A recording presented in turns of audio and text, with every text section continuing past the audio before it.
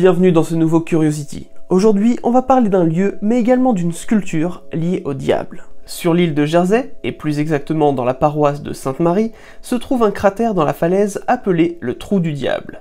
Cette énorme cavité dans la roche fait un peu plus de 30 mètres de diamètre, pour une profondeur proche des 62 mètres.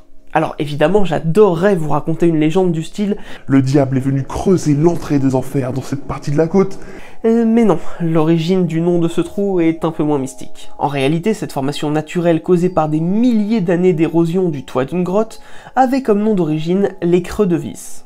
Il faut savoir que l'île de Jersey a été la propriété des Français, des Anglais, des Normands et a même subi l'occupation allemande pendant la Seconde Guerre mondiale. Cette île a donc tout logiquement de nombreux vestiges linguistiques dans son histoire, dont le français. Il n'est donc pas étonnant que le nom « les Creux de Vis » laisse comprendre que le lieu fait penser à un creux de vis. Et non, l'origine du nom Trou du Diable ne vient pas non plus d'une croyance selon laquelle le diable aurait mis un coup de tournevis dans la roche. Rassurez-vous. L'une des premières théories sur la transformation du nom viendrait du fait que les anglophones, tentant de prononcer Creux de Vis, auraient fini par le déformer en Creux Devil, devenant peu à peu le Devil's Hole, le trou du diable. Cette explication linguistique se tient d'autant plus que le son causé par les vagues entrant et sortant de la grotte à ciel ouvert aurait la réputation de faire un bruit venu tout droit des enfers.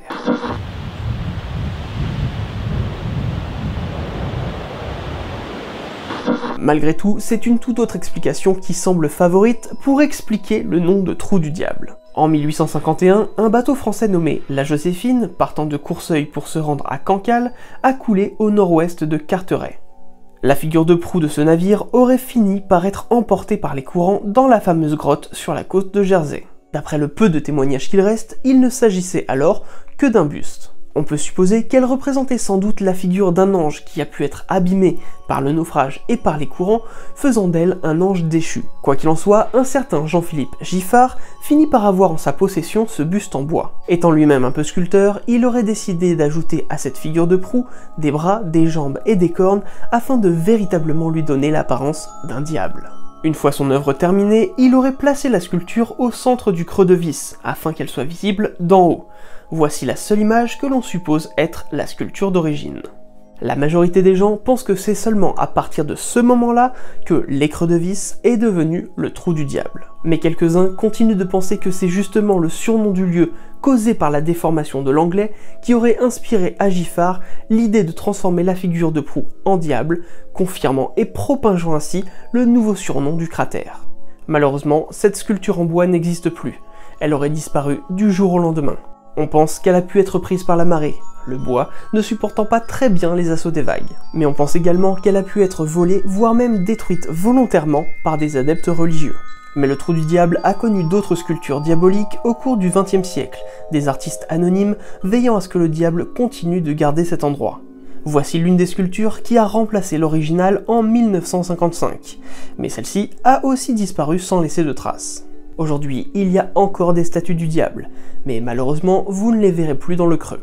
Il y a quelques dizaines d'années, alors que la descente dans le Trou du Diable était une activité lucrative depuis très longtemps, les autorités locales ont décidé d'interdire l'accès à l'entrée de la grotte. C'est sans doute à cause de cela que les dernières sculptures en date ne se trouvent pas dans le Trou du Diable, mais dans le chemin le plus connu pour arriver sur les bords du cratère.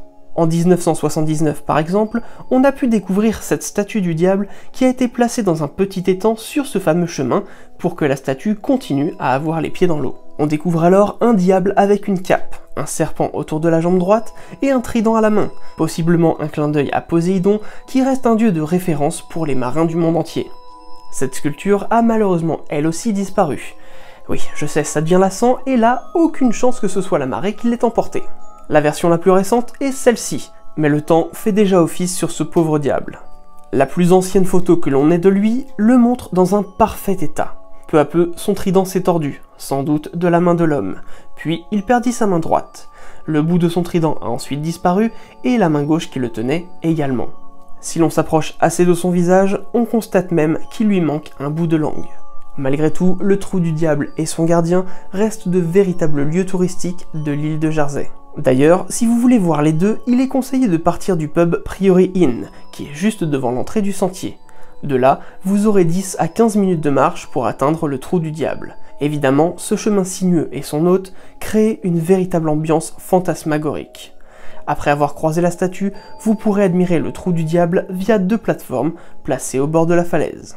Pour information, le télescope placé pour mieux observer le trou est payant, mais celui-ci sert à financer la protection et la gestion du littoral de Jersey. Sachez tout de même que le véritable enfer se fera ressentir lors de votre retour du trou du diable, puisque l'allée se fait en descente, le retour est totalement monté.